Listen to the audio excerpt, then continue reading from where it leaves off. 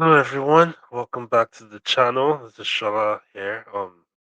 Not recorded a video in quite a couple of weeks now, and I apologize for that because I've just had a lot going on. But I'm glad to be doing this video. Back to talking FPL again. It feels good to be talking about FPL.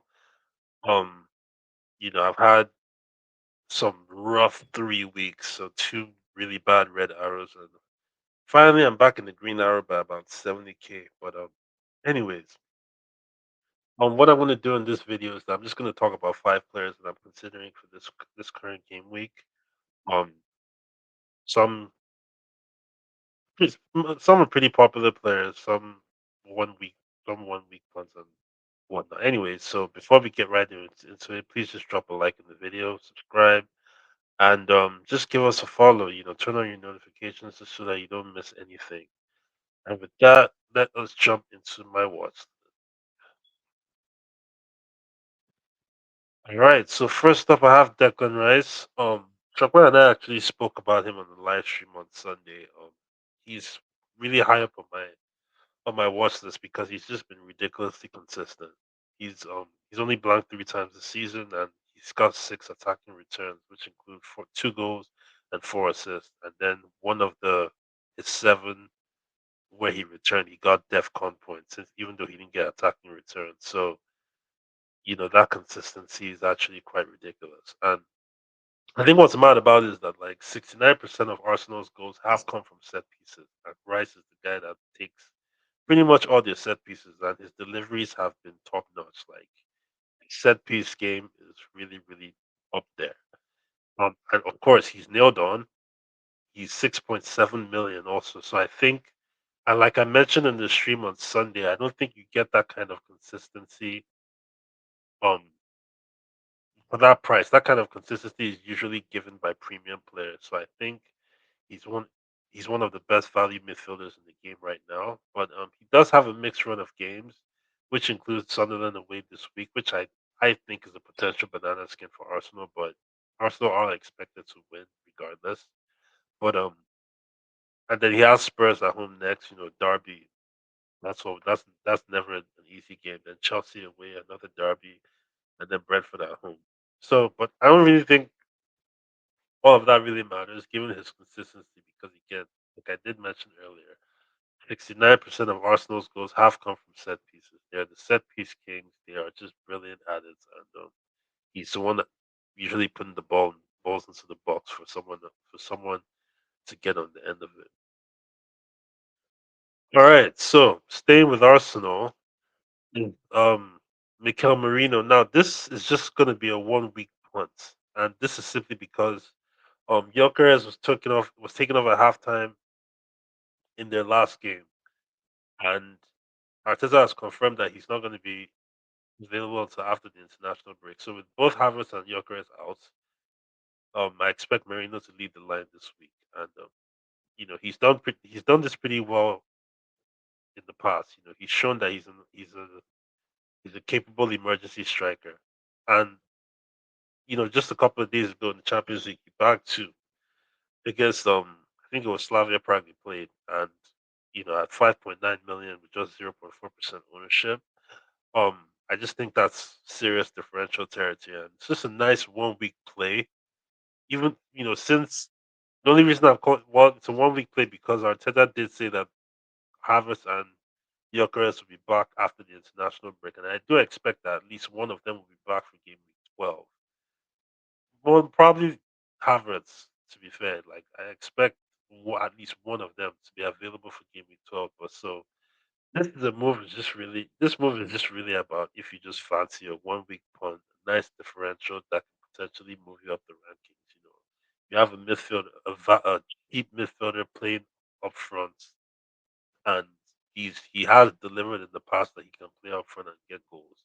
So that's why I decided to just go for Marino as a 1 week punt. All right, up next we're going to Manchester United with Brian and Burmo. So with him, I think he's United's best FPL asset by far. He's got 4 goals and assists, and he's got good underlying numbers as well. United do play Spurs this week, and even though on paper that sounds like a tough fixture, um, it's worth noting that Spurs have conceded 11 big chances at home, which is actually one of the worst defensive records at home in the league. The only teams that have given up more um big chances at home are Everton, Burnley, and West Ham. So um so Spurs at home at the Tottenham Stadium are not very good defensively. And in Bomo, he takes a lot of shots. He has 19 of them in the box, which is top joint top with Salah, and six big chances with only Salah, Semenyo, Django, Otara, and Enzo Fernandez who have more who have more than his six with seven. And another why I really like this pick is that Mbemo looks like a nice long term pick because after from game week 12, United's fixture list looked really good all the way to, all the way to game week 21. But the only downside is that he's gonna go be away for Afcon with Cameroon, which is between game week 7 and potentially up to game week 22, depending on how well Cameroon does. So when you are looking at Mbeumo, keep that in mind as well. All right, so next I'm gonna go into a defender now, Trevor Chalobah, and this pick is mostly because of Chelsea's next two fixtures. They face Wolves at home and Burnley away, and he's quietly been getting those points because you have to consider look at this, like he started every single game he's been available for. He's got two goals, got an assist, got 9 shots this season, which is the most amongst Chelsea defenders. And his three big chances are joint most amongst all defenders in the league, anyways. In addition, not just am I highlighting his attacking potential, but you know, Chelsea do have kept 4 clean sheets this season, which is not bad in 10 games. And you know he's gotten four he's gotten DEFCON points in 4 games. While every other single Chelsea defender who has gotten DEFCON this season haven't gotten DEFCON more than once. So he is showing to be the most value at that Chelsea defense because he not only does he offer DEFCON potential, clean sheet potential, but he also offers attacking potential. So that's just and he's still really owned as well at 7.7%, which makes him a differential as well. And finally, the last person on the list is another defender is Matty Cash. So Villa started the season pretty poor, but but they have picked up under Unai Emery, winning 4 of their last 5 games. The defense has looked much better recently as well, with just 12 shots on target conceded in their last 4, which are only bettered by Chelsea, Arsenal, and Manchester City. Um, he has 2 goals already this season, and which included that banger against Manchester City. And the reason one of the main reasons I'm looking at Cash is because of Villa's next 4. They face Bournemouth at home, who don't really travel well away. Even though Bournemouth do score goals, they don't really fare they don't really fare much well away from home. Like they don't really. I mean, they have scored away from home to be fair, but on their travels they don't. I don't think they've. I think they've only won 1 game this season away from home, but I have to double check that.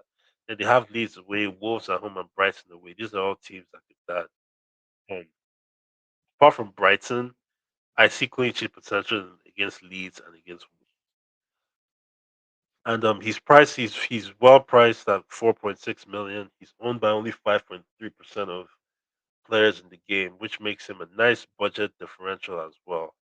He does pose attacking threat and clean sheet potential in the next 4. So for me, I just feel like what's not to like about Cash. Like he's cheap. He's a differential, and he does pose attacking threat for an improving Villa defense. So yeah, that's it. Those are my 5 players that I'm looking at. I have Declan Rice for consistency, Marino as a 1 week punt, Marino as a more long term option, Chalaba and Cash as both value at the back and potential returns on both ends. Also, let me know what you know in the comments. Who do you think who have I missed? Who is on your watch list? Who's top of your watch list? Are you gonna go bold? Are you gonna go are you gonna go template? Are you just gonna keep are you gonna be maverick and go bold with the punts, or are you just gonna stick to the template and just go steady with the reliable picks? Again, let me know in the comments. Please, again, drop a like on the video, and subscribe to the channel. And on that note, good luck on game week 11. Peace.